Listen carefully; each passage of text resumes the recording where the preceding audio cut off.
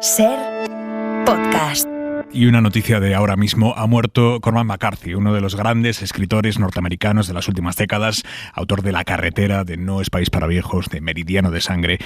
Pepa Blanes, jefa de cultura de la SER. Buenas noches. ¿Qué tal? Buenas noches. Cormac McCarthy es una de las grandes voces de la literatura americana actual, que ha fallecido, como dices, a los 89 años. Autor de libros, la mayoría comprados por Hollywood y adaptados al cine, como La carretera, sin duda el más conocido de todos por esa adaptación con Viggo Mortensen y ganador del premio Pulitzer.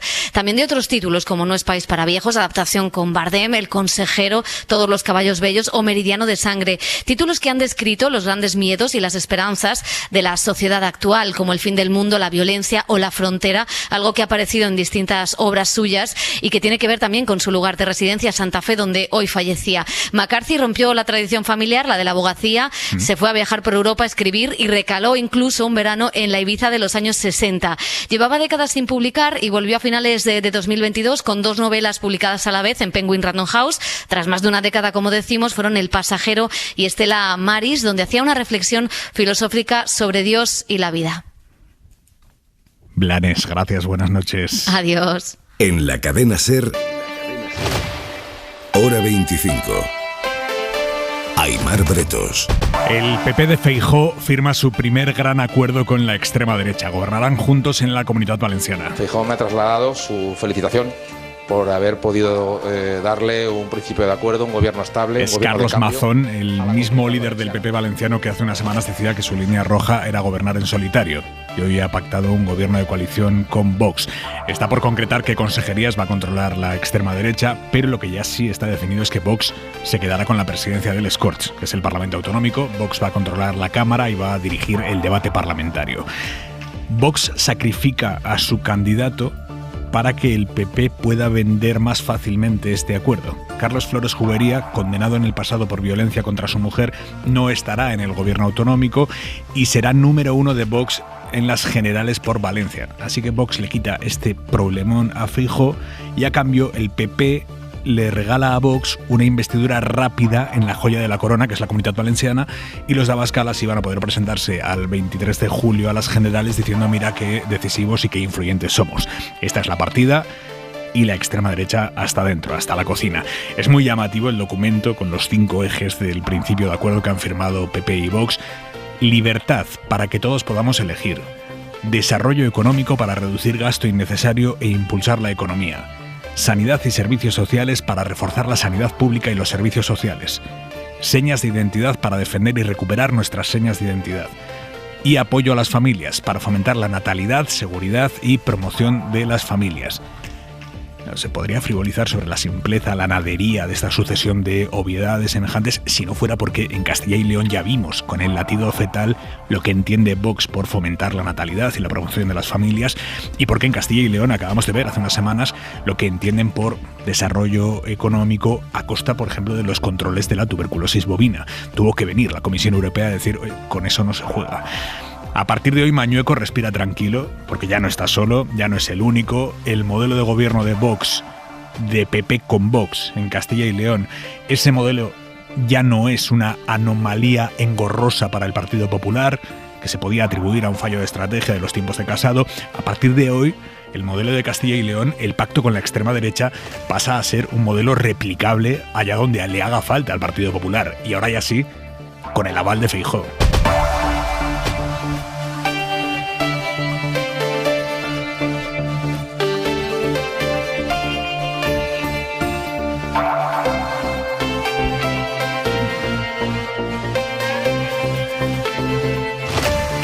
Donald Trump está ahora mismo dentro del Palacio de Justicia de Miami. Le están leyendo los 37 cargos a los que se enfrenta por haberse llevado documentos clasificados a su casa cuando perdió la presidencia. Documentos que terminó metiendo en una habitación, en el salón y hasta en el baño.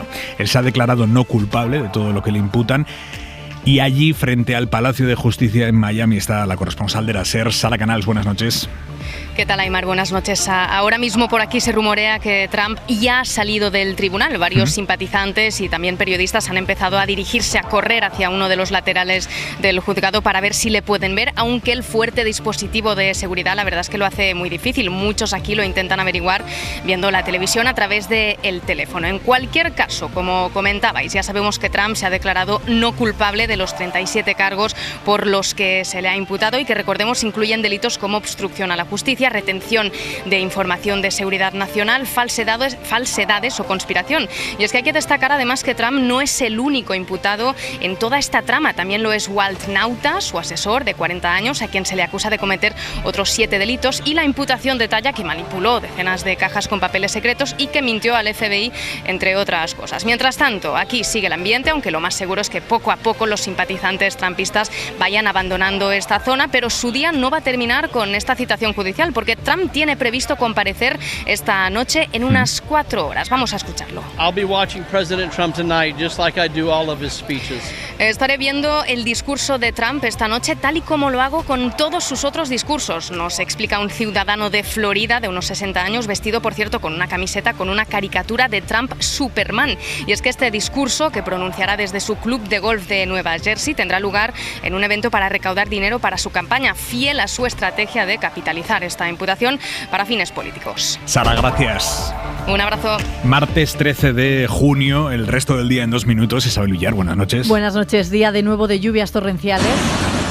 Las más fuertes en Terrassa, en Barcelona, donde han caído hasta 130 litros por metro cuadrado. Los bomberos también han tenido que intervenir en las provincias de Alicante y Valencia por fuertes lluvias y granizadas. Más cosas. La OCDE apuesta por eliminar la jornada continua, la que consiste en dar clases solo por las mañanas, todas seguidas, y abrir más los colegios por las tardes para combatir el abandono escolar. Dice la organización que pasar más tiempo en el centro serviría para mejorar el aprendizaje y el rendimiento de los alumnos, sobre todo de los que viven en hogares vulnerables. Y 3 de cada 10 hogares, los que están acogidos en España al mercado regulado de la luz, verán cómo su tarifa cambia a partir del 1 de enero. El Consejo de Ministros ha aprobado hoy la reforma de la tarifa PVPC para que sea menos volátil. Y muy importante, los consumidores no tendrán que hacer nada. Seguirán recibiendo sus facturas como hasta ahora, pero estas resultarán más estables y estarán menos expuestas a los periodos de volatilidad. Esto ha dicho Isabel Rodríguez, portavoz del Gobierno, y terminamos con las palabras del rey Felipe VI en el Foro Económico por el aniversario de 5 días, el 45 aniversario de 5 días.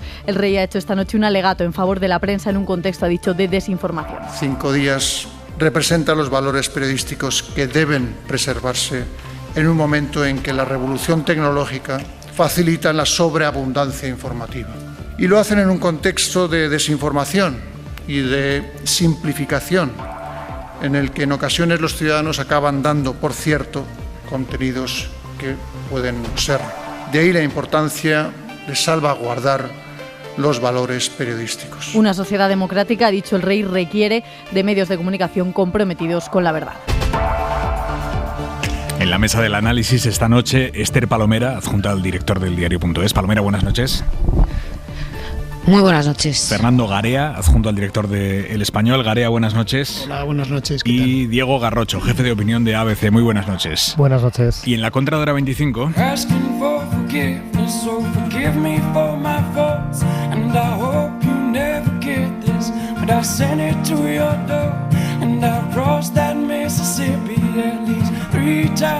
Javois, muy buenas. ¿Qué tal, Aimar? Buenas. ¿A ti qué te sugiere el acuerdo que han pactado hoy PP y Vox en la Comunidad Valenciana, esos 5 puntos que han pactado? No sé si puedo valorar en caliente esos 5 puntos. Esto es como con las sentencias. Primero hay que leerlas para poder opinar de ellas. Primero hay que leer entero ese acuerdo de 27 palabras y media y estudiarlo en profundidad. Sí que eché de menos que no hiciesen las letras con plastilina, como en los trabajos de preescolar.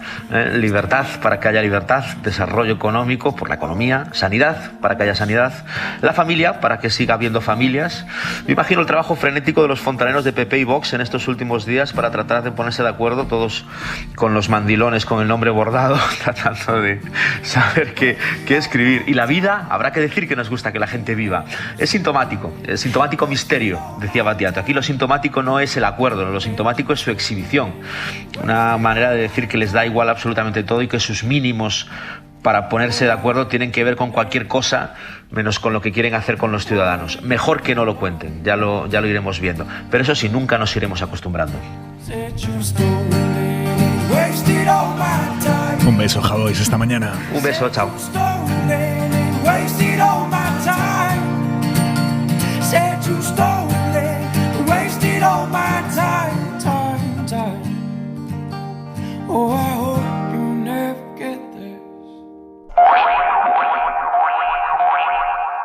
Y ha muerto Cormac McCarthy. Sé que termino un libro cuando termino de contar la historia. Creo que solo eso es la gran parte del todo, de toda la acción de escribir un libro. Lo mismo que te dice que tienes que ponerte a escribir es lo mismo que te dice qué escribir y te dice también cuándo dejar de escribirlo.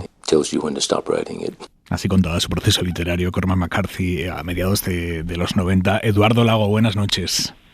Hola, buenas tardes desde Nueva York. Buenas tardes para usted, ganador del Premio Nadal, escritor. ¿Qué legado deja Cormac McCarthy?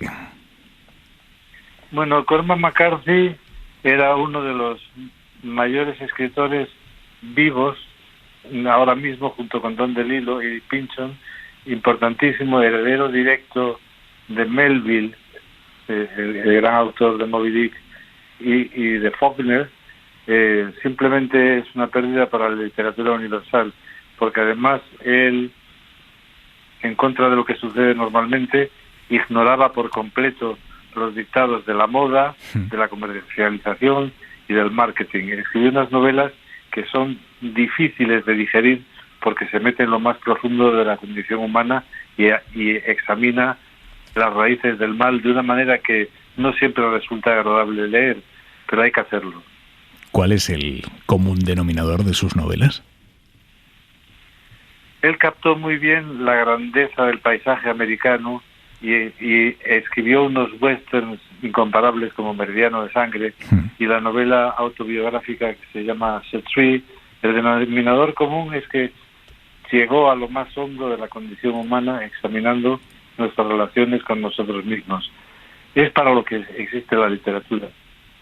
¿Es verdad que era muy pobre hasta muy mayor? Que hasta que cumplió los 60 años no tenía nada prácticamente.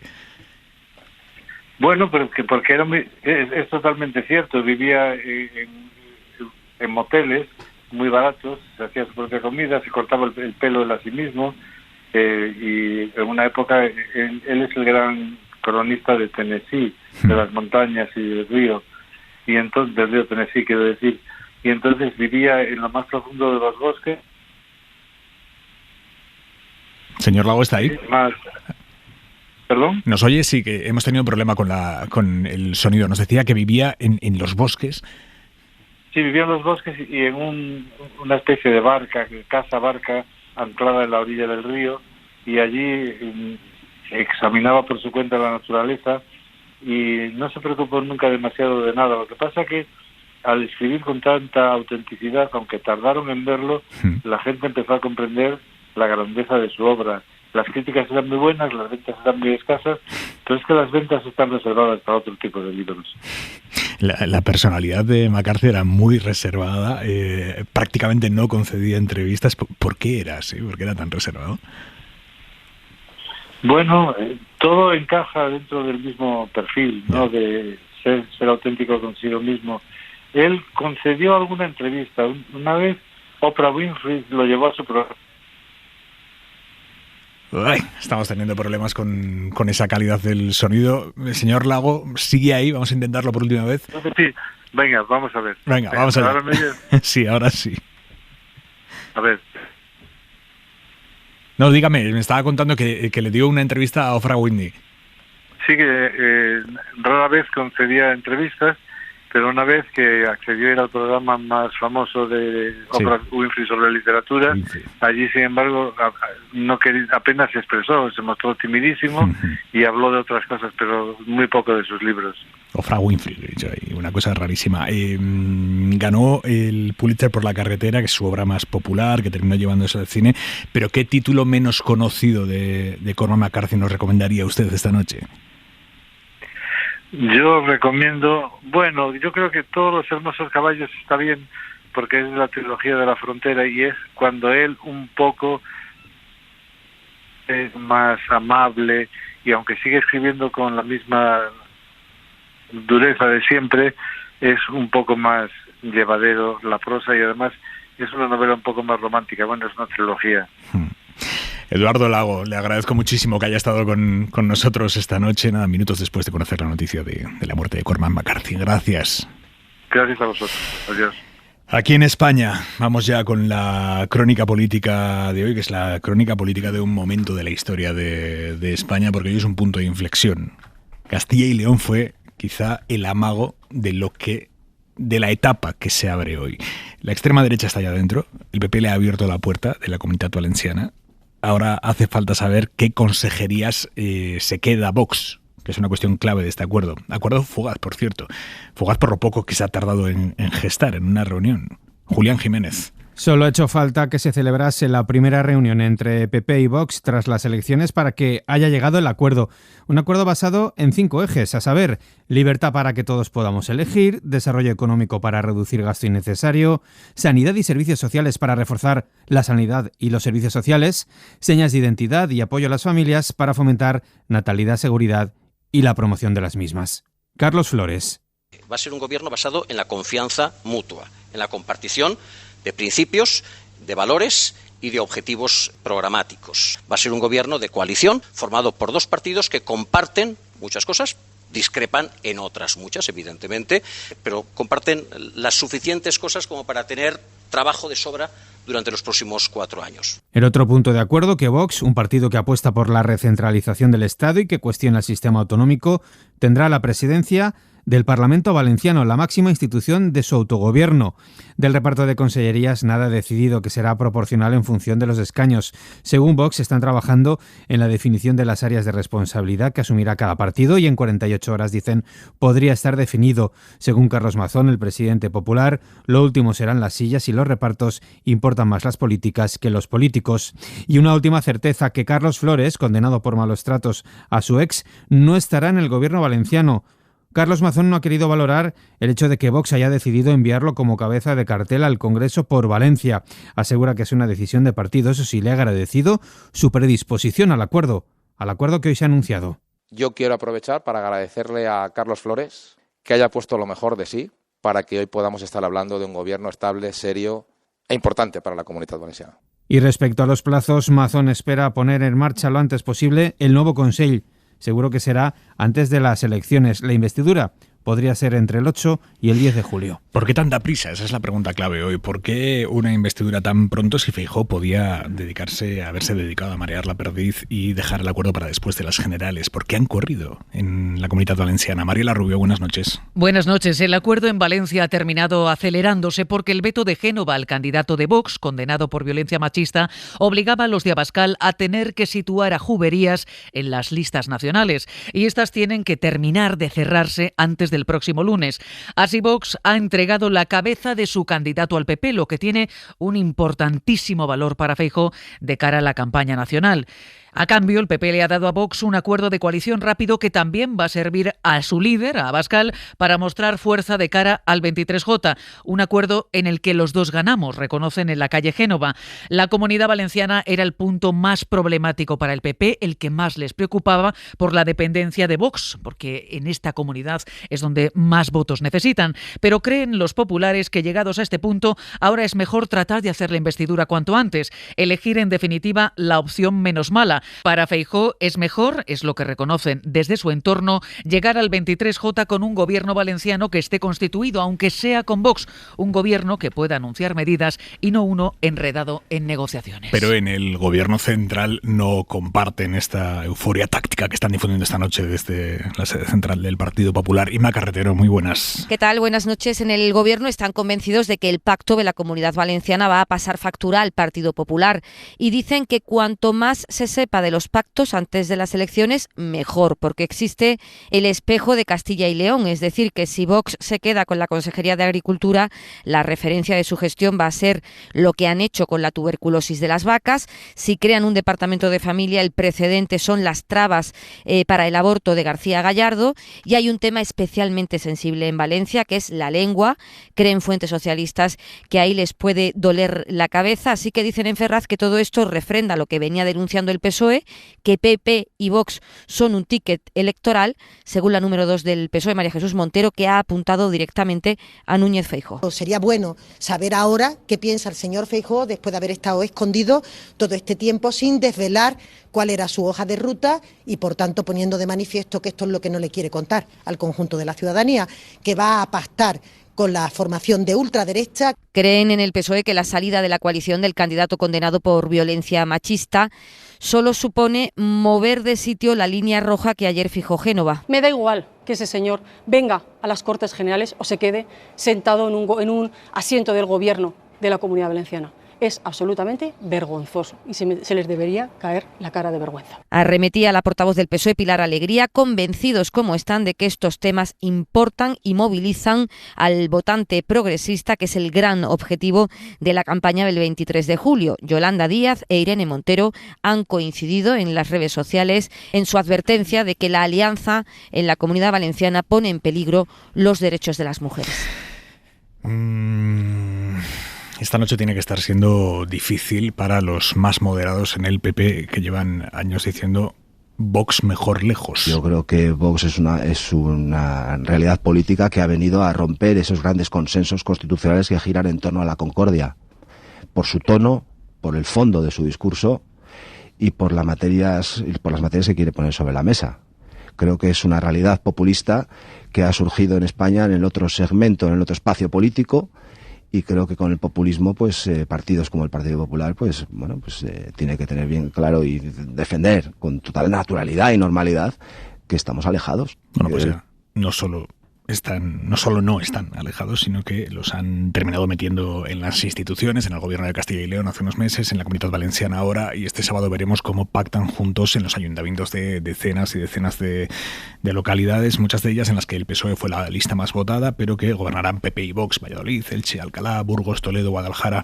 Garea, tu análisis de lo que supone políticamente el acuerdo de hoy en la Comunidad Valenciana. Bueno, primero mi opinión, que es lo menos importante, pero la voy a dar de antemano. Me parece una pésima noticia que un partido negacionista de la violencia machista, de la crisis climática, que utiliza a los migrantes para vincularnos a la delincuencia, etcétera, etcétera, esté en las instituciones. Y por tanto me parece que es un día malo por eso. A partir de ahí el análisis. Yo confieso que no lo esperaba que esto ocurriera tan pronto, es decir, yo creía que estratégicamente le interesaba más al Partido Popular, a Feijóo, intentar retrasar en lo posible, y me ha cogido por sorpresa que lo hiciera tan rápido. Esto da idea de algunas sospechas, como puede ser la posibilidad de que haya un pacto global ya, incluso entre PP y Vox, que incluya ayuntamientos, comunidades, posteriormente si les dan los números en el gobierno central y en el Parlamento, y yo creo que esto es un elemento de análisis que lo que hace es romper la campaña por completo. Yo creo que en este momento, cuando por ejemplo el gobierno intentaba poner la economía por delante, de pronto esto irrumpe y lo que se pone por delante es esto. ¿Cuál es el efecto que puede tener? Yo creo que al PP no le va a quitar voto, y yo creo que tenemos algunos elementos y algunos datos como para constatar esto. Por ejemplo, en Castilla y León, donde fue el primer pacto entre el PP y Vox en un gobierno de coalición con bastantes sobresaltos, si miramos los datos de las elecciones municipales, con las dificultades que hay siempre para extrapolar, pero creo que es interesante, el Partido Popular llegó en Castilla y León en municipales hace unas semanas al 39% de los votos. En las autonómicas del 22 de Castilla y León tuvo algo más del 31%, es decir, subió 8 puntos a pesar de ese pacto. Luego creo que al PP no le va a hacer daño. Sí que puede tener un efecto, que creo que es el que confía más el gobierno y Moncloa, que es el efecto movilizador de la izquierda. El gran problema que tiene la izquierda en este momento frente a la derecha es la movilización de su electorado, y este tipo de acuerdos puede provocar una cierta movilización de ese electorado de cara a las generales. Y luego lo que hace, insisto, es cambiar la agenda por completo. Todos habíamos pensado que esta campaña iba a ser las piruetas de Feijóo, para no decir si iba a pactar con Vox o no.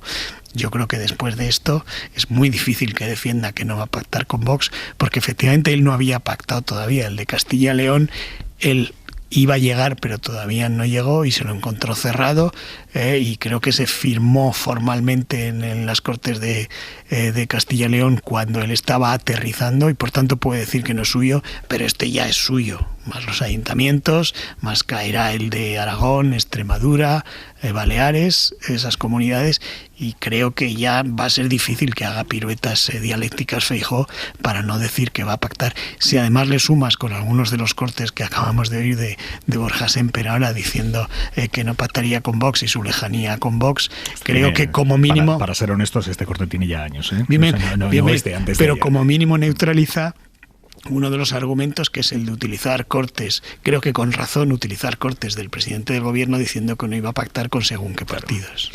Garrocho, ¿cómo lo ves? En parte de manera muy parecida, es decir, yo tampoco puedo celebrar que un partido que impugna esos consensos constitucionales se normalice, pero sí creo que no existe una radical novedad. Yo creo que estamos contemplando algo que ya se sabía. Es decir, a mí sí no me sorprende. Yo creo que España se ha lanzado a un escenario de polarización absoluta, pero no simplemente de encono entre los polos, sino que establece que tienen más cosas que contarse los partidos de la derecha entre sí, no importa los extremos, y los partidos de la izquierda entre sí, no importa hasta qué grado puedan resultar extremos. Yo creo que cuando digo que no es novedoso, creo que esto se inaugura en el año 2016, precisamente con el no es no de Pedro Sánchez, cuando asume que efectivamente no merece la pena abstenerse en la investidura de Rajoy con 134 diputados y 84 del Partido Socialista. Gran parte del Partido Socialista asume que no, que tiene que haber un pacto, digamos, entre los partidos defensores y promotores del constitucionalismo y de la democracia liberal, pero resulta perdedor ese marco. Yo firmemente defiendo que creo que tienen mucho más que contarse los defensores de la democracia liberal del Partido Socialista y del Partido Popular que lo que tienen que dialogar con sus extremos, con los partidos que efectivamente impugnan, digamos, el consenso constitucional. Pero desafortunadamente yo creo que en España cada vez quedan menos personas ahí, y además sería algo que podríamos preguntarnos: ¿qué estaríamos dispuestos a hacer para que efectivamente Vox no fuera necesario? Hay una opción, y es decir, que solo gobierne el Partido Popular allí donde tiene mayorías absolutas. Es muy difícil y es muy exigente. Otra opción es que efectivamente pueda gobernar pactando. Y para pactar va a tener siempre dos fuerzas posibles. Una va a ser Vox y otra va a ser el Partido Socialista. Si el Partido Socialista decide que no está dispuesto a facilitar gobiernos del Partido Popular allí donde ha ganado, está empujando, está arrojando necesariamente al Partido Popular a gobernar con Vox. Y de nuevo ahí se abren dos escenarios. Se gobiernan conforme a las condiciones que impone Vox o se gobierna conforme a las condiciones que impone el Partido Popular. Y ahí es donde nos vamos a encontrar. Entonces yo creo que este es un escenario que debería impugnarse, es decir, que yo creo que, insisto, tienen que abrirse las vías de diálogo, y aquí habrá, yo creo, un llamamiento a determinados actores políticos, tanto en el seno del Partido Popular como en el seno del Partido Socialista, a que encuentren vías de encuentro y que asuman que tienen mucho más que dialogar entre sí quienes confían en el asentimiento radical a la democracia liberal, y que vayamos orillando efectivamente a aquellas propuestas políticas que lo que buscan es impugnar el pacto constitucional. Palomira. Bueno, yo creo que este tipo de invocaciones a las grandes coaliciones o al entendimiento de los grandes partidos ya se ha visto como ha fracasado en otras ocasiones. Yo creo que es un brindis al sol y estamos ante otra realidad completamente distinta. Yo creo que en este momento lo primero que hay que decir es que por fin Feijóo se ha quitado la careta. Se ha quitado la careta. Efectivamente, él sostenía que el acuerdo en Castilla y León no era imputable a su mandato. Yo tengo dudas porque él llegó efectivamente a las puertas de esa coalición de gobierno, pero la bendijo inmediatamente. No con su presencia durante el debate de investidura, pero la ha bendecido en otras ocasiones de forma implícita. Yo, como Fernando, tengo la sospecha de que tanta celeridad no se debe a una jugada de último momento. Yo creo que las negociaciones o el acuerdo estaba cerrado desde hace bastante tiempo, y sospecho que puede tratarse de un acuerdo global, es decir, que afecte a la Comunidad Valenciana, a decenas y decenas de ayuntamientos, que lo vamos a ver a partir del próximo sábado, y con probablemente el gobierno de España, si los números les dan a ambas formaciones políticas para formar una coalición de gobierno. Lo que no tengo claro es la lectura que hacen en el Partido Popular de que esta celeridad y esta estrategia de cerrar cuanto antes el acuerdo les beneficie de cara al 23 de julio. Y no solo porque pueda movilizar esa parte de la izquierda que decía Garea, sino porque creo que regar España las comunidades autónomas y los ayuntamientos, aunque sea la experiencia inicial, va a ser los próximos 40 días, regar, insisto, España de García Gallardos o de Flores, es un riesgo que el Partido Popular ha decidido correr, y en 40 días personajes como García Gallardo pueden dar muchas tardes de gloria no solamente a la política y al periodismo, sino también al Partido Popular, y le puede perjudicar notablemente en la campaña de las elecciones generales del 23 de julio. Sí, yo creo que tiene muchas vertientes el análisis. Yo creo que tiene razón lo que dice Gonzalo, que es verdad que al PP no le queda más salida. Diego, perdón. No le queda más salida que pactar con Vox si quiere gobernar, porque no le dan las mayorías. Toda esta retórica de que gobierne la lista más votada no deja de ser una retórica de bote de humo para encubrir lo que realmente estás haciendo. Sobre todo porque lo vamos a ver el sábado, ¿no? Esto de la lista más votada. Bueno, lo que pasa que ahí es verdad que pueden decir, puesto que no es un pacto que se haya conseguido el que gobierne la lista más votada, ¿por qué lo tenemos que ejecutar nosotros? Es decir, yo creo que eso eran botes de humo, que veíamos que lo que hacía era encubrir lo que de verdad iba a tener que hacer el PP, que es pactar con Vox. Lo que creo que hay que exigir, primero, una cierta claridad, es decir, yo creo que se impone que Feijóo, que habla todos los días, explique claramente este pacto y si va a tener continuidad, hasta dónde va a llegar, cuáles son las líneas rojas programáticas, si es que las hay en alguna de las comunidades autónomas, si va a seguir con esta política que empezó hace un año de convertir el PP por primera vez en la historia en un partido de varones regionales en los que tienen una cierta autonomía que antes no tenían, y él por tanto se desentiende de eso, o si asume todo. Si esto es un pacto global con Vox, y desde luego, como digo, ya el sentido de la campaña ha cambiado por completo. Es decir, se acabaron ya los juegos florales de no vamos a pactar, vamos a gobernar en solitario. No, sabemos que si necesita los votos va a pactar con Vox y va a pactar en coalición. Y claro, esto se visualiza en Abascal, vicepresidente del gobierno, que es un poco de lo que están, digo, para hablar claramente. Sí entiendo lo que dice Diego en cuanto a que efectivamente el Partido Popular se ve limitado porque solo tiene posibilidades de pactar a uno de sus lados, y las tiene relativamente, porque cuando ha habido una experiencia de un partido, el Partido Socialista, que ha permitido que gobernara al otro, el PP, fue tan catastrófico para el Partido Socialista que no creo que sea una experiencia que quiera repetir en unos cuantos años ninguno de los dos partidos. Y por tanto es verdad que el PP tiene esa limitación, pero entonces lo que exijamos, si es una decisión firme del Partido Popular, es claridad de que nos explique que esa es su posición y que va a pactar con Vox en todas las instituciones, que yo creo que es el paso que se ha dado hoy, insisto, para sorpresa, porque yo no pensé que le iban a dar de esta manera tan rápida y tan firme.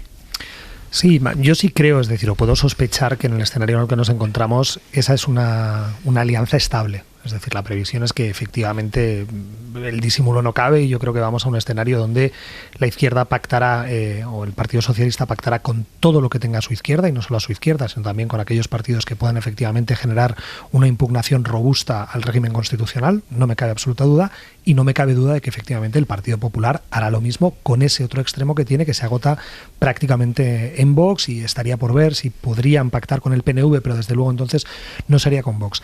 La pregunta son las condiciones. Pero vamos, que vamos a un escenario de dos bloques, insisto, donde va a ser PSOE, Esquerra Republicana de Cataluña, Bildu, Sumar y todo lo que quepa, y Partido Popular y Vox, yo creo que no cabe duda, y la pregunta será cuáles son las condiciones desde las cuales se pacta y cuál sería su contrafáctico, insisto. Es decir, que este es un escenario dramático para quienes efectivamente defendemos prácticamente un activismo democrático, no me cabe duda, pero la pregunta es, ¿esto cómo podría resolverse? Y solo se me ocurren escenarios binarios: o se condena al Partido Popular a que solo pueda gobernar con mayoría absoluta, o creo que la obligación de quienes efectivamente nos encontramos incómodos con la experiencia populista de la política, tendríamos que brindar alternativas.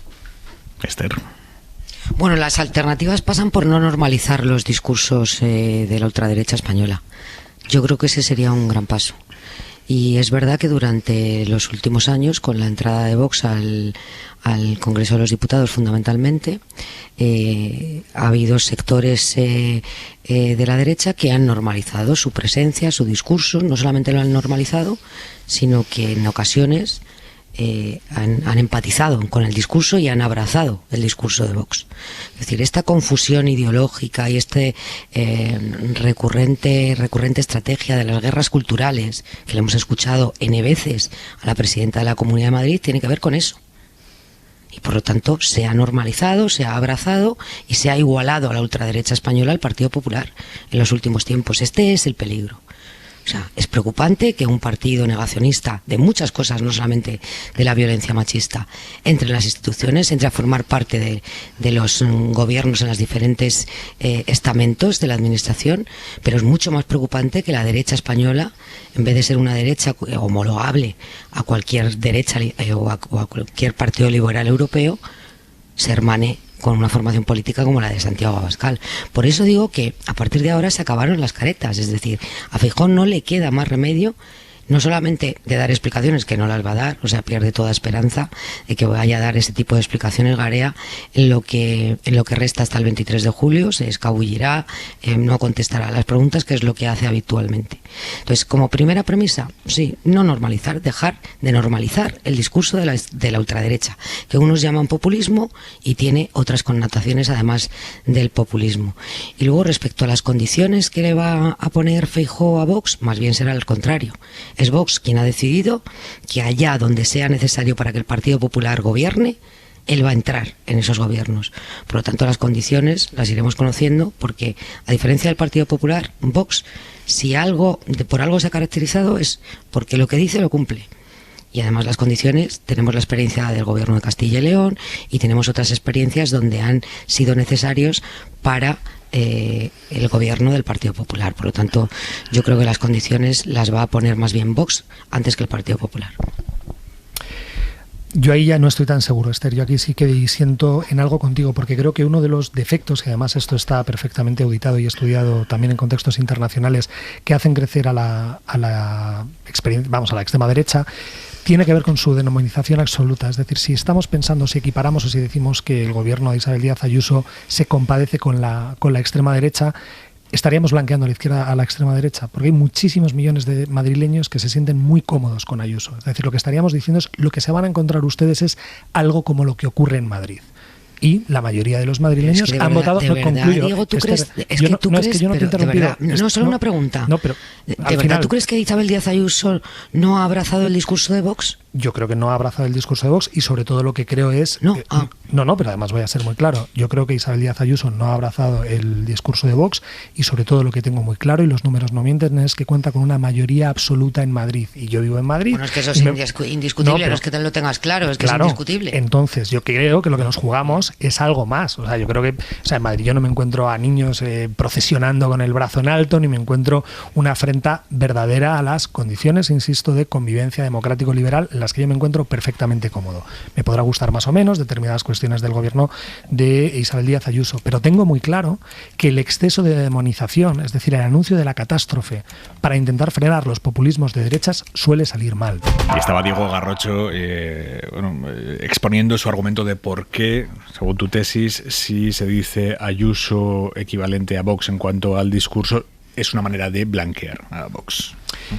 Básicamente, sí, puede ser un resumen. Claro, no, porque cuando equiparamos dos elementos, siempre lo hacemos en cualquier metáfora, queremos equiparar un elemento a otro y olvidamos la posibilidad de que sea el otro el que se equipara a uno. Es decir, que cuando decimos Ayuso es Vox, olvidamos que hay millones de madrileños que se encuentran comodísimos con el gobierno de Isabel Díaz Ayuso y que por lo tanto lo que se puede generar es la señal de que cuando gobierne Vox lo que va a ocurrir en España es algo parecido a lo que está ocurriendo en Madrid con el gobierno de Isabel Díaz Ayuso.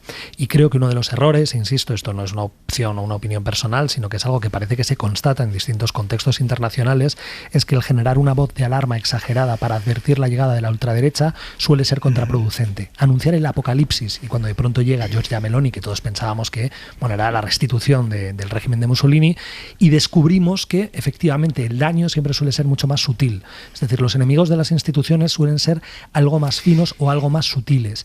Y creo que adecuar el diagnóstico y la terapia a los desafíos, vuelvo al principio, de los consensos constitucionales, el adecuar, digamos, ese diagnóstico es muy importante para efectivamente proteger algo tan delicado como es la democracia. Bueno, son más sutiles, entre otras cosas, porque existe Europa. y Europa no permite que hagas determinadas cosas que probablemente Meloni y su gobierno querrían hacer porque de hecho estaba en su programa y en su ideario. Yo creo que el tema Europa es muy importante para protegernos de este tipo de movimientos, y con esto no estoy diciendo que cuando lleguen al gobierno sean, digamos, buenos, porque siguen siendo igual de perversos, pero estamos protegidos por Europa. Dicho esto, yo creo que respecto al PP y a Vox hay unas cuantas obviedades que conviene recordar. Una, Vox es una escisión del PP. A diferencia de los partidos con los que puede pactar el Partido Socialista, que no son escisiones del Partido Socialista, el PP y Vox parten de del mismo tronco. Abascal era dirigente de Nuevas Generaciones del PP. Hoy hemos visto en la foto de Valencia, uno de los que firma es... no recuerdo el nombre. Flores. Ha sido diputado del PP toda la vida y ahora es diputado de Vox y está en la mesa del Congreso. Soy un desastre para los nombres, como he demostrado ya 2 veces hoy. Él era diputado del PP y ahora está en Vox. Es decir, es una escisión del PP y por tanto es normal que haya esa buena relación porque parten del mismo tronco. De hecho, el gran éxito de Aznar fue precisamente que tenía dentro del Partido Popular, desde el centro que tocaba con el PSOE hasta la extrema derecha parlamentaria, lo consiguió meter todo. Y la izquierda ha vivido muy feliz estos últimos años porque la derecha y el centro estaban divididos en 3 partidos. Con la existencia de esos 3 partidos era casi imposible que la derecha gobernara en España y que gobernara muchas de las instituciones y gobiernos autonómicos. De hecho, yo creo que una de las cosas que ha servido para el ascenso de Vox es esto mismo que estabas diciendo tú, de que a veces esta alerta de que viene la extrema derecha se convierte en un boomerang porque hace crecer. Esto está estudiado desde los tiempos de Mitterrand, cuando ayudó a crear el ALP en el Frente Popular pensando que así dividía la derecha, y eso fue cogiendo vuelo hasta que tuvo vida propia, y una vez que la extrema ultraderecha se mete en las instituciones ya no hay Dios que la saque, que es un poco lo que está ocurriendo en otros países de Europa. Y aquí pasó, es decir, acordémonos por ejemplo en el 2019 en abril, cuando se plantearon los debates parlamentarios de aquellas elecciones generales y el PSOE se empeñó en que hubiera un debate en el que estuviera Vox porque le interesaba. Claro. Fue la Junta Electoral la que dijo no, Vox no, porque no tenía representación electoral antes, acordaros. Es decir, todo esto tiene una causa o unas causas que han ido haciendo crecer esta ultraderecha. Ya sé que eso es mirar atrás y es lamentarse por la leche derramada, pero creo que conviene tener en cuenta ese panorama para saber por qué hemos llegado a donde estamos. Palomera. Ahora. Sí, por alusiones. A ver, que Ayuso tiene una mayoría aplastante en la Comunidad de Madrid es algo irrefutable. Pero que los propios votantes de Vox se reconocen en el discurso de Ayuso está en todas las encuestas. También es un dato que está ahí. Cuando hablamos de que Vox cuestiona las instituciones, Vox cuestiona las instituciones y el Partido Popular hasta duda de la legitimidad de este gobierno. Estoy hablando del Partido Popular representado en el discurso de Isabel Díaz Ayuso. No sé yo si entre la moderación que decía de representar Feijóo y las guerras culturales de Ayuso hay o no diferencia. Yo sí las veo. Es decir, las prácticas de Ayuso son la permanente agitación de la crispación. El que te vote chapote, yo no sé si es más representativo del moderantismo o más de Bolsonaro o de Trump. Hablar de la deriva totalitaria del gobierno de Pedro Sánchez como de la deriva totalitaria de la Segunda República, como dijo Ayuso, no sé si es más del moderantismo del Partido Popular o de Trump o Bolsonaro. Comparar al gobierno de Sánchez con el autoritarismo de Ortega en Nicaragua, donde se encarcela a los discrepantes, no sé si es más de la moderación que decía representar Feijóo o de Trump o Bolsonaro o Abascal. Comparar las protestas de la sanidad pública que hubo en Madrid con lo que pasó en Cataluña, el tristemente célebre 1 de octubre, no sé si es más de la centralidad de Feijóo o de Trump o Bolsonaro. Y el que te vote chapote, no sé si representa más a Feijóo o representa más a Abascal. Ahí está, no sé, yo creo que hay un camino que se ha recorrido y que desde luego identifica completamente un discurso con el otro. Garrocho. Sí, no, pero si es que, es decir, o sea que Feijóo no es Ayuso, creo que no hay ninguna duda de eso. Señalar que un eslogan, a mi juicio, malogrado, como es el que te bote chapote, sobre todo porque es una simplificación, es una torpeza, es decir, a mí no me parece que sea algo que enriquezca. Me he olvidado del pucherazo, Me he olvidado del pucherazo. Pues vamos al pucherazo sin problema. Me he olvidado del pucherazo, que fue el colofón de la campaña. Que es más grave, si nos lo podemos preguntar, que el presidente del gobierno no tenga ni una sola palabra para explicar que miembros de su partido han aparecido salpicados en casos de compra de votos, o que alguien intente capitalizarlo. Perdona, pero ¿tú sabes cómo ha acabado ese episodio de la compra de votos? Eran varios. ¿Recordamos cómo ha acabado ese episodio? Creo que eran varios, Esther. Porque el único detenido que hay es un ciudadano que compraba votos para el Partido Popular. El sepulturero de Mojácar. El único detenido que queda. El sepulturero de Mojácar. Es decir, vamos a explicar las cosas. Venga, dejadme explicar la propuesta que ha puesto hoy sobre la mesa en Barcelona Ada Colau, con poco éxito, por cierto. Les recuerdo que este sábado, si no hay un pacto que lo evite, Junts se haría con la alcaldía de Barcelona. Hoy Ada Colau ha propuesto un pacto a 3 con PSC y con Esquerra, pero con un acuerdo de coalición con alcaldía rotatoria entre los tres. O sea, en algún momento de la legislatura cada uno de los tres tendría un ratito la alcaldía. Un año Esquerra, un año y medio el PSC y un año y medio ella, al frente de los comunes. Le han dicho ya a todos que se olviden. Radio Barcelona, Núria Pujadas. Después de muchos días de calma tensa en las negociaciones para la alcaldía de Barcelona y de muchos silencios también, a primera hora de la mañana Ada Colau desvelaba la solución imaginativa que había deslizado días atrás. Doncs que el senyor Maragall pogués començar a ser alcalde un any. Que Maragall, con solo 5 concejales, pudiera ser alcalde durante un año en una legislatura en la que Barcelona tendría 3 alcaldes en 4 años. Continuaría Colau y terminaría el mandato Collboni. Los comunes incluso han propuesto un reparto de carteras más concreto, pero rápidamente esta propuesta ha quedado en papel mojado. La han descartado tanto el PSC como Esquerra, en primer lugar por las formas, porque dicen que en ningún momento les han hecho esta propuesta formalmente en las reuniones. Y en segundo lugar, por los intereses de cada uno. Para los republicanos, un año de alcaldía no es un incentivo suficiente en un momento en que el partido quiere mejorar sus relaciones con Junts tras la debacle electoral. De hecho, esta misma tarde Maragall y Trias se han reunido en un café de Barcelona. Respecto al PSC, tendría muy difícil explicar que ha dado la alcaldía a un independentista justo antes de las elecciones generales. Propostes o fórmules com la que s'ha presentat aquest matí no serien enteses pels votants progressistes. Propuestas como esta no se entenderían por los votantes y no contribuirían a la estabilidad que el Ayuntamiento de Barcelona merece, lo decía la jefa de negociaciones del PSC, Laia Bonet. Por eso, los socialistas van a mantener la candidatura de Jaume Collboni, aunque tenga pocas posibilidades de prosperar. La negativa de Esquerra es clara y la opción del apoyo ciego del PP, que incluye a los comunes en la ecuación, ya lo han descartado los mismos populares. Con un Xavier Trias con todos los números de ser alcalde, ahora la incógnita es cuándo. Mañana la Junta Electoral va a resolver el recurso de Vox, que pedía el recuento de votos nulos, y si la ultraderecha opta por elevar el recurso por la vía judicial, la investidura en Barcelona se situaría el 7 de julio. Gracias, Núria. Será por falta de precedentes de este calibre o lo que sea, pero esto de que la alcaldía de la segunda ciudad de España pasa a ser una alcaldía a ratitos, además a ratitos breves, quiero decir, de un año y medio y un año y medio, parecía bastante estrambótico. Y otra noticia que hemos conocido hoy: Podemos ha convocado para este sábado al Consejo Ciudadano Estatal, que es el máximo órgano de dirección del partido. Convocarlo para el sábado quiere decir convocarlo 2 días antes de que se cierre el plazo para registrar las listas a las generales. Esto supone más presión para Yolanda Díaz, a quien siguen reclamando que levante el veto e incluya a Irene Montero en las listas de Sumar.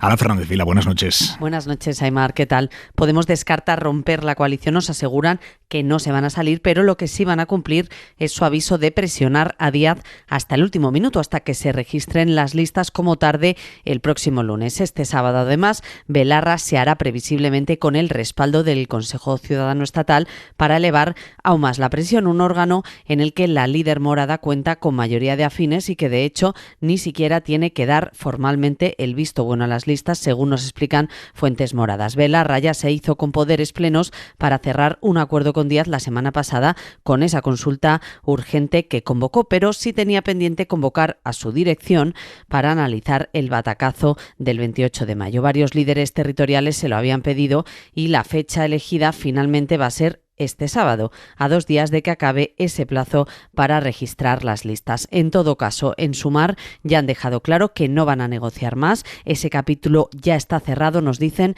y ahora toca volcarse en la campaña. Díaz ha anunciado hoy que la eurodiputada María Eugenia Rodríguez Palop coordinará el programa y también ultiman el equipo de campaña en el que se prevé que estén todos los partidos, también Podemos, aunque por ahora los morados, Aimar, vuelcan todos sus esfuerzos en defender a Montero. Gracias, Ana. ¿Una causa para la melancolía orgánica ya, Garea?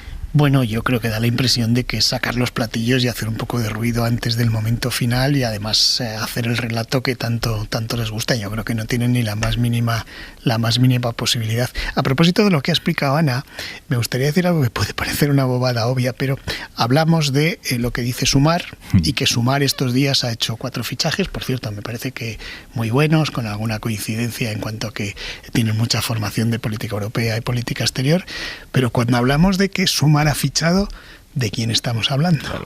Quiero decir, es que no sabemos. Yo creo que hay un órgano de coordinación, hay una comisión ejecutiva, han formado, porque Sumar solo sabemos que es la suma, perdón por la repetición, de una serie de partidos que van a ir juntos a las elecciones. ¿Hay algún órgano de coordinación que se pregunten entre ellos a quién vamos a fichar, qué nos conviene o qué vamos a hacer? ¿Cuál es el programa? Porque oímos que María Eugenia Rodríguez Palop la van a fichar precisamente para que coordine el programa, pero no hay un comité ejecutivo, es ciertamente raro, porque cuando decimos que Sumar ha fichado, es Yolanda Díaz que ha fichado. Porque sí, sabemos que tiene un equipo de colaboradores que conocemos, pero no hay un órgano de contratación, si se me permite el símil. Entonces estamos un poco en una ficción de momento. ¿Hay algún mecanismo de coordinación entre los partidos que forman la coalición y que van a ir a las elecciones? No lo sabemos. Palomera. Bueno, yo creo que es una ficción permitida por el conjunto de los partidos que forman parte de la coalición, que han decidido dar plenos poderes a Yolanda Díaz para hacer y deshacer a su antojo. No solamente en la política de fichajes, que a mí también la verdad es que me parece que hasta el momento son buenos fichajes, pero también en cuanto a la toma de decisiones, en todos los sentidos. Yo creo que mientras las cosas vayan bien, es decir, de aquí al 23 de julio, nadie va a poner un pero a las decisiones o los fichajes que haga Yolanda Díaz. El problema puede venir inmediatamente después si los resultados no son tan positivos como espera la coalición Sumar que sean en las urnas. Es decir, en ese momento sí que desde mi punto de vista se abrirá un debate sobre la legitimidad o la falta de legitimidad que tiene Yolanda Díaz para dirigir ese espacio, porque recordemos, y lo tienen muy presentes todos los oyentes, que a ella la eligió Pablo Iglesias, nadie más. No se ha sometido a una votación orgánica, no se ha presentado a unas primarias, nadie de los partidos coaligados ha decidido que ella represente a esa coalición en una votación interna. Por lo tanto, yo creo que ese debate sobre su legitimidad de origen, ¿no? A través de la adhesión, claro, ese debate sobre la legitimidad de origen se producirá después del 23 de julio si los resultados no son todo lo positivos que ella espera. Puede haber problemas en ese grupo parlamentario, seguramente. Yo creo que estoy de acuerdo con que efectivamente es un modelo cesarista. Yo creo que no sorprende a nadie, es decir, que seríamos muy ingenuos si tuviéramos que imaginar que pueden existir efectivamente mecanismos de contrapeso, de coordinación dentro de Sumar. No es así y además es sospechoso cómo se está replicando en el fondo el proceder inicial de Podemos, ¿no? Incluso estampando la cara de Yolanda Díaz en las papeletas. Yo el otro día tuiteaba una cosa que era muy sencilla y es cómo cómo Sumar se parece a Podemos más tiempo. La génesis es muy parecida, los actores son muy parecidos y yo sí soy un poquito más optimista con respecto a los intereses de Sumar. Creo que la crisis de legitimación llegará después. Yo creo que tienen a gente lo suficientemente inteligente como para rebajar las expectativas. Es decir, yo creo que Yolanda se está rodeando muy bien. Creo que el Partido Socialista debería preocuparse extraordinariamente por la apuesta generacional que está haciendo Yolanda. Es decir, Yolanda Díaz está haciendo o le está arrebatando al Partido Socialista lo que el Partido Socialista siempre tuvo, que era la vanguardia cultural y una cierta inteligencia académica. hoy no habría dentro del sector de la cultura artistas, poetas, cineastas suficientes para hacer el spot que hizo Rodríguez Zapatero en su momento. Hoy ya no tienen a los catedráticos de filosofía del derecho que durante un tiempo roturaron intelectualmente el Partido Socialista. Y cuando uno echa la vista a las listas del Partido Socialista, la sensación es que salen a jugar con jugadores retirados. O sea, que ni siquiera, digamos, es que se esté operando un relevo generacional, sino que están apostando por una vieja guardia, además por una vieja guardia que no es Gregorio Pérez Barba precisamente, sino bastante gris y aparatera. Yo, si fuera del Partido Socialista, estaría preocupado. Creo que en este sentido el artefacto de Yolanda Díaz es muy sofisticado, aunque también adelanto alguna crítica. Está acertando en todos los nombramientos. Creo que nominalmente el caso, por ejemplo, de Agustín Santos Maraver era muy perfecto, un embajador de España ante la ONU, pero nos hemos encontrado con que estaba firmando bajo el seudónimo de Gustavo Auster, cosas bastante poco compatibles con, digamos, ese marco que antes señalábamos de un cierto consenso constitucional, ¿no? Es decir, tiene algunas sombras y yo creo que el diálogo, digamos, con esa parte más sombría tardará, pero en algún momento llegará. Sí, yo creo que los fichajes tienen en común precisamente lo que en estas listas le falta aparentemente al Partido Socialista, donde ni siquiera, salvo que estén ocultos, se ven jóvenes talentos o personas, digamos, rompedoras que puedan partir del mundo académico y que puedan aportar o ilusionar. Creo que sigue teniendo el Partido Socialista el problema de los electores jóvenes, que le ven casi como una cosa antigua que no conecta con ellos. Creo que en cambio la candidatura de Sumar lo que busca es precisamente esas personas muy preparadas, que tiene un poco de paralelismo con el primer Podemos, donde lo que pasa que luego a todos los fueron purgando, como sabemos, y todos fueron cayendo en desgracia, pero busca un poco eso. Y por eso decía antes que los perfiles de los 4 fichajes que hemos conocido estos días, y supongo que seguiremos conociendo alguno más, tienen un poco elementos en común que son curiosos. Es decir, Urtasun diplomático, el embajador en la ONU diplomático, Bustinduy no es diplomático, pero casi, porque es especialista en política exterior, María Eugenia Palop trabaja en el Parlamento Europeo y es especialista además en temas también europeos. Tienen ese perfil común que tiene que ver con la política exterior, lo cual me parece ciertamente curioso. Supongo que en los próximos días habrá algunos que tengan que ver también con el mundo laboral, que es en el que Yolanda Díaz se mueve mejor, pero por el momento a mí me tiene pasmado. No digo que esté mal, digo que me tiene pasmado, debo ser muy antiguo y estoy acostumbrado a otras cosas, esta estructura tan curiosa, porque hablamos, insisto, de que Sumar ha fichado, y no, es Yolanda Díaz ha fichado. No sé siquiera si tienen una sede física donde se reúnen y que conozcamos. ¿No la tienen? Que yo sepa, no. Pues bueno, eso es interesante también. Una de las ¿no? cosas es verdad que nos existe ha sorprendido ahora el teletrabajo y las reuniones telemáticas. Una de las cosas que nos ha sorprendido enormemente a todos los periodistas es Tengo que 40 segundos, Palomera. Sí, que todas las negociaciones que se han producido para cerrar la coalición han sido en el Ministerio de Trabajo. A mí me parece inaudito. Pues fíjate. En la cadena SER, hora 25. Aimar Bretos. ¿Y qué pasa con el futuro de Mbappé, Manu Carreño? Buenas noches. Buena pregunta, Aimar Bretos. Pues cualquier club en la situación en la que está el Paris Saint-Germain y con la situación en la que tiene Mbappé, que es o le vendo este verano o el año que viene se me va gratis, cualquier club, lo normal es que decidiera venderlo este verano. Pero el Paris Saint-Germain no es cualquier club. Ese es el único problema que hay en esta operación, que hace indescifrable lo que pueda pasar, porque al Paris Saint-Germain le sobra orgullo y le sobra dinero. Entonces está dispuesto a cualquier cosa con tal de que no se vaya y sobre todo que no se vaya al Real Madrid. Bueno, luego contamos la última hora. Yo lo que te diría es que este verano no va a venir al Real Madrid. Es lo que te diría a esta hora y a estas alturas de verano. Pero el verano que viene es muy posiblemente que sí. Y te digo, además de lo de Mbappé, que ya hay final de la Liga Endesa CB. Le ha ganado el Barça a Unicaja en Málaga en el cuarto partido. Así que a partir del viernes, Barça-Real Madrid, los 2 primeros partidos en Barcelona, ventaja de campo para los blaugrana, final de la Liga Endesa, otro clásico. Hasta ahí media, Carreño. Adiós, Aimar. Y la ropa para mañana, Jordi Carbó, buenas noches. Buenas noches. Para mañana podemos dejar ya ropa para protegernos de la lluvia. No va a pasar lo de hoy. Todavía quedan algunos chubascos. De hecho, hasta mañana, media mañana, hasta el mediodía, como muy tarde, en provincias como las Islas Baleares, en todas las Islas Baleares, también en Guipúzcoa o en prácticamente todo el Cantábrico más oriental, algunos chubascos pero irán desapareciendo. A primeras horas, ambiente agradable, fresco en el interior. Después va a hacer mucho más sol que las últimas jornadas, por eso las temperaturas subirán con facilidad, máximas ya cerca de los 30 grados en la mayor parte del país. Durante la tarde todavía algunas tormentas en la mitad este de Cataluña, nada que ver con las de hoy, y este ascenso de temperaturas que esperamos para mañana será mucho más notable el fin de semana. Hasta mañana, Jordi. Adiós. Hoy en el foro por el 45 aniversario de 5 días hemos escuchado cómo la opinión del mundo económico no coincide con los mensajes que ha venido enviando Feijóo en las últimas semanas sobre la marcha económica de España. Esto es lo que dijo Feijóo hace 5 días. No es verdad que la economía española esté como una moto. El que diga esto es que ha desconectado de la realidad. O el que diga que los alimentos están empezando a bajar es que hace mucho tiempo que no han hecho la compra, ¿no? Oigan, no estamos bien. La economía española está estancada. La economía española está estancada. Bueno, pues hoy hemos escuchado lo contrario de gente poco sospechosa de tener pensado ir a votar a la izquierda el 23 de julio. Por ejemplo, como digo, en ese foro por el 45 aniversario del diario 5 días, a José Ignacio Goiri Golzarri, presidente de CaixaBank. La verdad es que yo recuerdo antes del verano pasado, cuando había gente que decía que nos íbamos a enfrentar a una especie pues, de precipicio económico, yo no veía muy bien cuáles eran las razones para eso, ¿no?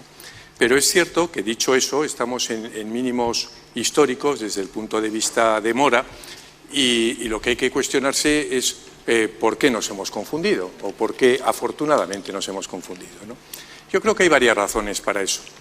En primer lugar, hay una razón muy clara y es que la economía española se está comportando mejor de lo que estaba previsto y eso tiene una incidencia clara en los niveles de morosidad. Tanto el año pasado, el crecimiento del PIB, como el primer trimestre de este año, pues yo creo que nos está sorprendiendo positivamente a todos y desde luego eso incide directamente en la morosidad. En segundo lugar, me parece que el comportamiento del mercado de trabajo pues ha sido muy relevante. Realmente, sobre todo cuando hablamos de morosidad en particulares, la correlación entre la morosidad y el desempleo, no sé si es 100%, pero está muy cerca de eso, ¿verdad? Y la verdad es que el comportamiento del mercado de trabajo pues también ha sido más dinámico de lo que era previsible. José Ignacio Goiri Golzarri, presidente de CaixaBank, 5 días después de que Feijóo dijera que la economía española está estancada. Y en ese foro por el 45 aniversario de 5 días hemos escuchado hoy también a Pablo Hernández de Cos, gobernador del Banco de España, dejando algunos mensajes para el gobierno que salga de las urnas. Por ejemplo, ojo con bajar impuestos. Quizá haya que subirlos y reducir gastos para combatir el déficit. Javier Ruiz, buenas noches. Buenas noches, sí. El gobernador del Banco de España, frente a los partidos que propugnan bajar impuestos, dice hay que subirlos, o hay que acometer recortes, o las dos cosas. Y dice algo más. Dice, incluso aunque esto tenga un coste, puede tener efectos negativos sobre el crecimiento económico en el corto plazo. ¿De acuerdo? Si uno aumenta los impuestos o reduce el gasto público, pues efectivamente esto puede tener un efecto y tendrá seguramente un efecto negativo sobre el crecimiento económico en el corto plazo. Pueden compensarlo los fondos europeos. Que probablemente estamos en una situación única, porque tenemos unos fondos europeos. El Banco de España admite la reforma laboral ha tenido un efecto positivo fundamental a corto plazo. En nuestra valoración de la reforma laboral del año 21 es que está generando claramente un efecto de reducción de la temporalidad, esto es bastante evidente. Y cuestiona el efecto que pueda tener a largo. Pero que creemos que todavía es pronto para valorar cuáles van a ser los efectos de la reforma laboral sobre la rotación laboral. Y señala dos asignaturas pendientes de cara al futuro. Uno, fiscalidad. Hay que decidir si se suben impuestos o se acometen recortes de gasto. Y dos, desigualdad. Esa desigualdad es creciente y puede acabar en conflictividad, dice el gobernador del Banco de España. Y esta tarde hemos conocido una propuesta muy concreta por parte de la OCDE, que es el club de los países más desarrollados del mundo, para atajar el fracaso escolar, en concreto en España. La OCDE propone eliminar la jornada continua de los coles, el sistema por el que en muchos colegios los alumnos van a clase solo por la mañana, una mañana larga de 28.000 horas seguidas ahí, y después ya se van a comer a su casa y no vuelven al cole. Dice la OCDE que eso al final repercute para mal en los chavales con mayor riesgo de abandono escolar. Álvaro Ferrer, buenas noches. Hola, buenas noches, Aymar. Álvaro Ferrer es investigador de políticas educativas y especialista de equidad educativa de Save the Children. ¿Por qué es negativa la jornada continua en los colegios? Esto que nos está diciendo la OCDE. A ver, no hay evidencia que relacione el tipo de jornada escolar con el éxito escolar, pero sí que sabemos que ampliar el tiempo que los niños y niñas pasan en la escuela mejora el rendimiento y mejora el éxito educativo. Y además lo hace sobre todo sobre aquellos que son más desfavorecidos socialmente, que son además los que tienen más riesgo de abandono. Lo que aquí nos está planteando la OCDE es que hagamos lo que ya están haciendo países pues, como Portugal, Dinamarca o Croacia, que es lo que se llaman pues, sistemas de escuela a tiempo completo, de jornada completa flexible. ¿Qué significa esto? Pues que les podamos, que el tiempo lectivo no solo ocurra por la mañana, que los niños se queden en el colegio, que pueda haber comedor y que luego pueda haber actividades después, que puede ser tiempo lectivo, pero también pueden ser actividades de apoyo educativo para los que van peor, extraescolares de calidad. Ahí, por ejemplo, tenemos un factor claro de desigualdad. Hay niños que van a actividades extraescolares por la tarde y hay niños y niñas que se van a casa. Ya. Pero si metemos a los niños muchas horas al día en el colegio, no hacemos que estén más cansados. A las 5 de la tarde me lo imagino a un niño en clase de matemáticas. Joder, eso tiene que ser. Eso de lo que nos dice la evidencia de donde se han probado este tipo de programas, donde se están haciendo, por ejemplo, programas de refuerzo, es que de hecho les beneficia, pero luego en todo caso hay que hacer una oferta flexible, es decir, puede haber dependerá también mucho del tipo de actividad y del enfoque pedagógico que se tenga en esas actividades. Ahora mismo existe un dato aproximado de qué porcentaje de colegios en España ofrecen la jornada continua. Se ha extendido mucho, pero lamentablemente no. Yeah. De hecho, una de las cosas que llama la atención es que en nuestros sistemas de indicadores todavía no podemos ver los porcentajes de centros que tienen jornada partida o jornada continua. Lo que es verdad es que se ha extendido de manera muy generalizada, sobre todo en la escuela pública. Esto es importante. La escuela concertada mantiene en su mayoría la jornada partida. ¿Y por qué esa diferenciación? Bueno, entendemos que hay una demanda de las familias. Aquí un factor que nosotros desde Save the Children hemos identificado es que esa diferencia de oferta en lo que está contribuyendo también es a la segregación. Es decir, hay familias que se lo pueden permitir y optan por los centros que tienen jornada partida, que en muchos casos pues efectivamente son concertados y otros van a la pública. Y claro, esto lo que pasa es lo mismo que cuando bajas impuestos, que después a ver quién los sube. Cuando implantas en un colegio la jornada continua, después a ver quién vuelve a la partida. ¿Sería factible volver a ese esquema de jornada partida? Bueno, hay que decir que la jornada partida fue la jornada escolar que había en la mayor parte de los centros de nuestro país. Había. Es verdad también, por ser que habría cambios que hacer. Es decir, por ejemplo, pues necesitamos que haya más comedores escolares. Hay que tener en cuenta que hay un cuarto de los colegios públicos en España que no tiene comedor, ¿no? Que en nuestras becas comedor, por ejemplo, solo llegan al 11%. O, por ejemplo, una cosa interesante, la mayor parte de institutos de secundaria públicos no tiene comedor, solo 1 de cada 10. Por tanto, ahí habría que hacer una inversión. Habría que ver qué pasa también pues con las condiciones del profesorado, ¿no? Es decir, si tiene que permanecer más horas en el centro, pues eso habría que compensarlo. Es decir, habría una serie de inversiones que hacer, pero son factibles porque otros países de nuestro entorno, incluso países con menos recursos que nosotros, lo han hecho. Álvaro Ferrer, gracias, buenas noches.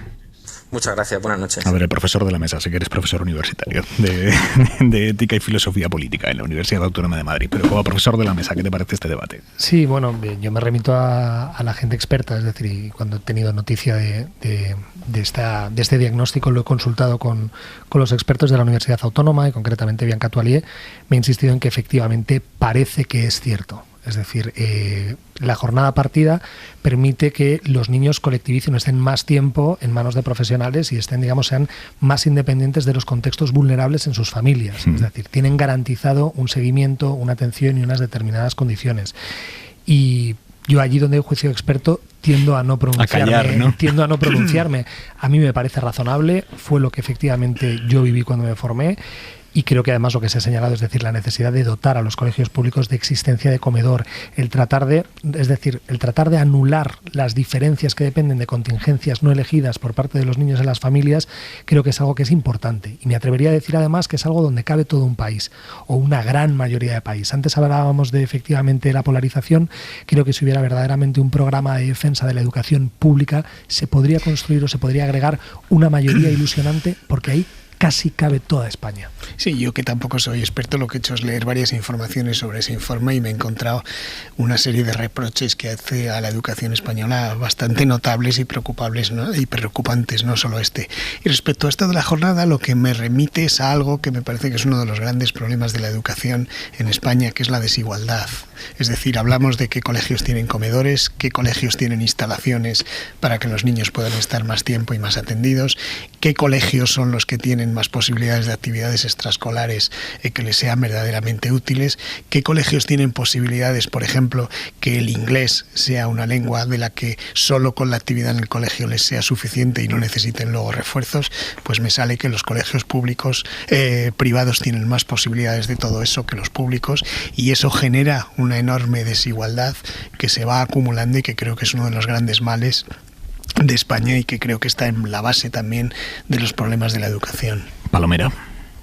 Bueno, yo creo que el informe lo dice, ¿no? Lo que viene a decir es que se establezca un índice de vulnerabilidad y de esa forma asignar más recursos para identificar a los centros o a los colegios más vulnerables donde se pueda fomentar la inclusión, la equidad y el bienestar de los centros. Y este es el verdadero drama y la verdadera segregación de la que hablaba el profesor entre la escuela pública y la escuela concertada. Ahora, así, en genérico, la recomendación es un torpedo en la línea de flotación de la inmensa mayoría de los centros escolares públicos, donde efectivamente hace muchos años ya se instauró la jornada continua. En nuestra época, o por lo menos en la mía y en la de Garea, que es un poco mayor, seguro que también teníamos jornada partida y tampoco salimos tan mal, digo yo. Yo también tenía jornada partida, Yo también, y fui muy feliz. Los 4 teníamos jornada partida. Yo me quedaba al comedor del colegio incluso. Hombre, claro, además el gran momento, quiero decir, es un momento civilizatorio cuando tienes que comer la comida de cuartel. Y la gente que no se quedaba a comedor luego eran como muy exquisitos, ¿no? O sea, yo creo que es una experiencia democratizadora el comerse. Nosotros íbamos a comer a casa, mis hermanos y yo, hasta que mi madre se hartó de nosotros. Y volvías a las 3 de la tarde. Al comedor. El morro fino, ¿no? Unos años al comedor, ya no os aguanto más. Dejadme que me vaya a Andalucía, porque esta noche ha comparecido en el Parlamento andaluz, en la comisión en la que se está tramitando la ley que impulsan PP y Vox para regularizar regadíos ilegales en el entorno de Doñana. En esa comisión ha comparecido Miguel Delibes, que es el presidente del Consejo de Participación del Parque de Doñana, es una de las personas que más sabe de Doñana. En un primer momento, cuando la oposición pidió que este señor compareciera en esa comisión en la que se está hablando del futuro del parque y su entorno, PP y Vox intentaron vetar la comparecencia de Delibes. Al final dieron marcha atrás. Esta noche, a última hora, ha comparecido, ha terminado la cenada y ha pedido a PP y Vox que retiren la ley, que tengan el coraje, dicen, de dar marcha atrás. Radio Sevilla, José Manuel Rebolo. Hola, buenas noches. La polémica ley de regadíos sigue su curso pese a que hoy ha encontrado más rechazos que apoyos. Una veintena de comparecientes han dado su opinión en el Parlamento. Una de esas opiniones contrarias ha sido la del presidente del Consejo de Participación de Doñana, Miguel Delibes de Castro, que pedía al gobierno andaluz que reconociera que había ido demasiado lejos. Les ruego que admitan conmigo que las cosas han ido demasiado lejos. Detengamos la crispación. Evitemos que la bola de nieve siga creciendo. Tengan el coraje político de retirar la proposición de ley, entendiéndolo, porque lo es, como una victoria y no como una derrota. Los alcaldes de los municipios afectados creen que la imagen que se ha dado es vergonzosa. Diego Pichardo, Rocío del Mar Castellano y Juan Antonio García. Como la solución no depende solamente de la Junta de Andalucía, depende de la Junta, de la Confederación y del Gobierno de España, pues siéntense en una mesa sin prensa, sin filtrar nada. Y nosotros sí que conocemos la realidad y estamos, si no más preocupados que todo el mundo, muy preocupados, porque si muere Doñana, muere Almonte. La imagen que estamos dando, y digo que estamos porque creo que todos tenemos que entonar la mea culpa, es de vergüenza. PP y Vox defienden que la ley no prevé pinchar agua de acuíferos de Doñana y en ese argumento han encontrado a su favor a la Unión de Pequeños Agricultores, a Asaja y a cooperativas agroalimentarias. Gracias, Rebolo. Y en Estados Unidos vamos a terminar el programa allí en Miami, frente al Palacio de Justicia de Miami, donde esta noche Donald Trump ha comparecido para que le leyeran los cargos, los 37 cargos que le imputan por haberse llevado documentación clasificada de la Casa Blanca a una de sus mansiones cuando dejó el gobierno. Le han leído los cargos graves. Él se ha declarado no culpable de todos ellos. Y a la salida, y esto es lo que acaba de pasar, se ha ido a un restaurante cubano allí ha comparecido rodeado de sus fans.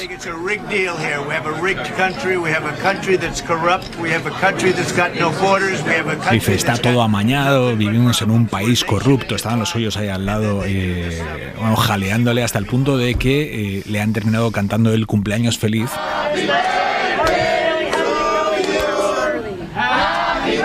Porque mañana Donald Trump cumple 77 años. Un buen baño de masas para Trump en el día en el que comparecía ante el tribunal para escuchar, como digo, esos cargos que no son moco de pavo, que le pueden traer problemas judiciales graves. Punto y 25. Joaquín Estefanía. Los años de plomo. La reciente polémica por la presencia en las listas de Bildu de exetarras condenados por delitos de sangre ha coincidido con la publicación en España del libro Salir de la noche. Su autor, Mario Calabresi, es un gran periodista italiano cuyo padre fue asesinado en 1972 en un atentado terrorista. Le dispararon por la ventana del coche y lo remataron de un tiro en la nuca. Las reflexiones que hace Calabresi en su libro son muy parecidas a la que durante más de medio siglo han elaborado las víctimas del terrorismo etarra en España, a saber, que los verdaderos condenados a cadena perpetua son las víctimas. Los victimarios tienen una segunda oportunidad en la vida, mientras que a las primeras y a aquellos a los que asesinaron, esa posibilidad les fue arrebatada por completo.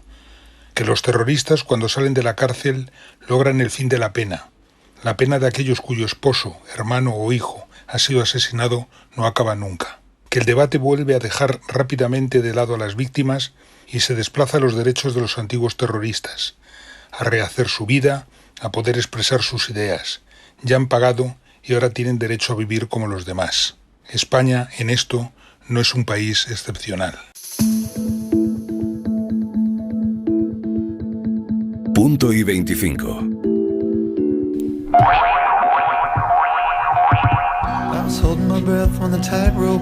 Hemos hablado con Mario Calabresi, el autor de Salir de la noche, del que nos hablaba Joaquín. Hemos hablado a las 9:30 aquí hoy en Hora 25. Si quieren recuperar esa conversación, que realmente ha sido bien interesante, la tienen ya en cadenaser.com o en el podcast de Hora 25, en todas las plataformas de podcast, en Spotify, en Apple Podcast, donde ustedes quieran. Entran ahí en Hora 25. Por cierto, si le dan a suscribirse, mejor que mejor, porque facilita muchísimo la escucha. Y Manu Carreño, muy buenas noches. Hola, Aymar, ya está. Se suscriban también si quieren al de Larguero. Ya están suscritos. Primero Hora 25. Sí, ya están suscritos. Sí, ¿no? Está España en Alemania, ya ha llegado la selección española. El jueves jugamos contra Italia, la semifinal de la UEFA Nations League. Ahora contamos la última hora, partido importante. Es opción a pelear por un título, aunque un título menor. Y enseguida estamos en París con la última hora de Kylian Mbappé y con alguien que conoce muy bien el Paris Saint-Germain. De hecho, ha estado ahí hasta hace no mucho. Venga, te escuchamos ahora, Manu. Venga, chao. Adiós. Diego Agarrachu, Esther Palomera, Fernando Garea. Un abrazo, amigos. Buenas noches, un abrazo. Y a ustedes hasta mañana. Descansen, adiós.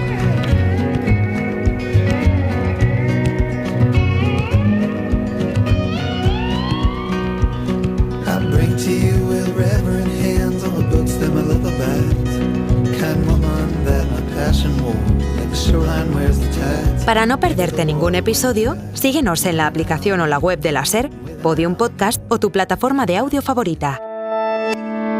Cadena SER. La radio.